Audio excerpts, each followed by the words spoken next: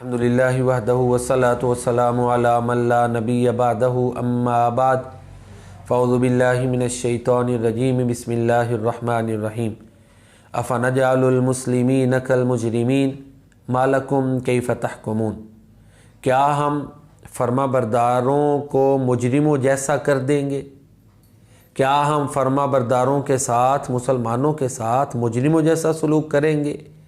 اللہ تعالیٰ نے سوال کیا ہے، اور یہ سوال جو ہے یہ انکار کے معنی میں ہے، جس کو ہم گرامر کی اسلامی صفحہ میں انکاری کہتے ہیں۔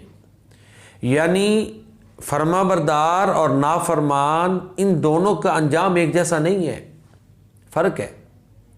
یہ اللہ تعالیٰ کو کہنے کی نوبت کیوں آئی یا اس کی ضرورت کیوں پیش ہوئی؟ اس کی وجہ یہ ہے کہ کچھ لوگوں کو ان کے جرائم کے باوجود اللہ تعالیٰ مہلت دیتے ہیں، تو وہ یہ سمجھنا شروع ہو جاتا ہے کہ شاید ہم درست ہیں، اور جس طرح ہمیں دنیا میں یہ ترقی ملی آخرت میں بھی ملے گی۔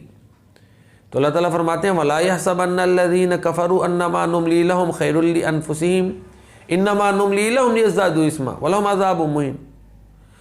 وہ لوگ جو کافر ہیں، جو ہم ان کو مہلت دیتے ہیں، یہ نہ سمجھے کہ ان کے لیے بہتر ہے۔ ہم تو مہلت اللہ تعالیٰ فرماتے ہیں اس لیے دیتے ہیں تاکہ یہ گناہ میں بڑھ جائیں۔ اور اسی طرح سورہ الکہف میں اس شخص کا ذکر آتا ہے جس کے دو باغ تھے، اور وہ اللہ کا باغی تھا، نافرمان تھا۔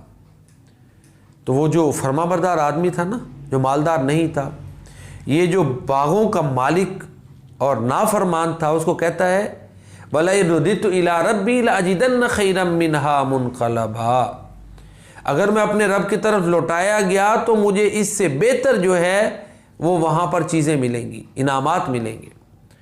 تو یہ سوچ کہ دنیا میں بھی چونکہ میں خوشحال ہوں، آخرت میں بھی میں خوشحال ہوں گا، خوشحالی میرا نصیبہ ہے، اور اللہ کا جو قانون محال ہے اس کو دلیل بنا کر یہ نتیجہ اخذ کرنا کہ باقی ہم درست ہیں، اس کو اللہ تعالیٰ نے کنڈم کیا ہے۔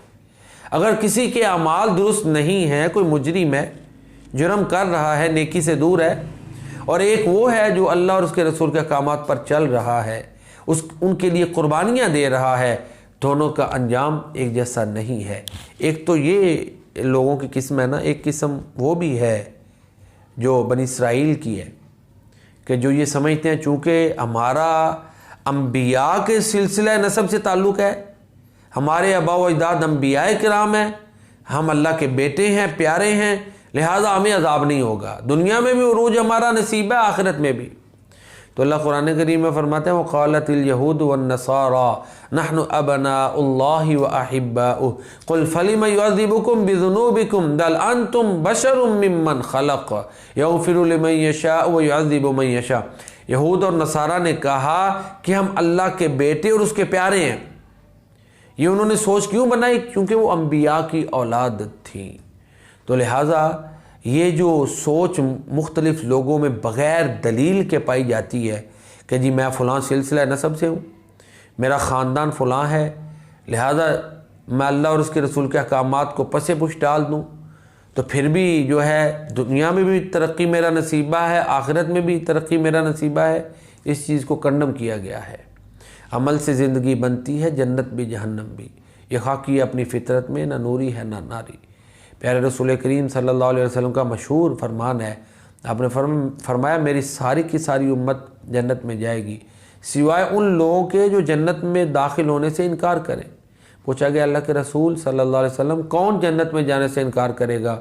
آپ نے فرمایا جس نے میری فرمان برداری کی وہ جنت میں جائے گا، اور جس نے میری نافرمانی کی اس نے جنت میں جانے سے انکار کیا۔ تو سورہ قلم کی آیت نمبر 35 میں اللہ تعالیٰ یہی فرماتے ہیں افنجعل المسلمین کالمجرمین، کیا ہم فرما برداروں کو مجرموں جیسا کر دیں گے کہ مجرم اعلیٰ نسب سے تعلق رکھتے ہیں، یا مجرم جو ہیں وہ مافوق الفطرت؟ ایسی کوئی بات نہیں ہے، بلکہ اللہ کے دربار میں انصاف ہوگا، اور اعمال کی بنیاد پر جو ہے فیصلے ہوں گے۔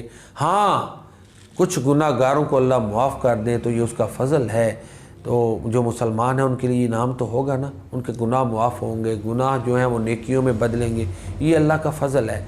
باقی فیصلے میرٹ پر ہوں گے، ظلم نہیں ہوگا، رحمت اور فضل سے اللہ تعالیٰ معاف کر دے تو اس کی مرضی ہے۔ ہم اللہ کی بارگاہ میں یہی دعا کرتے ہیں کہ ہمارے پلے نیک اعمال کوئی نہیں ہے، ہم اللہ کی رحمت کے امیدوار ہیں۔ اللہ تعالیٰ اپنی رحمت، خصوصی رحمت سے جو ہے نا ہمارے گناہوں کو معاف فرمائے اور ہماری دنیا اور آخرت بہتر بنائے۔ وما علینا الا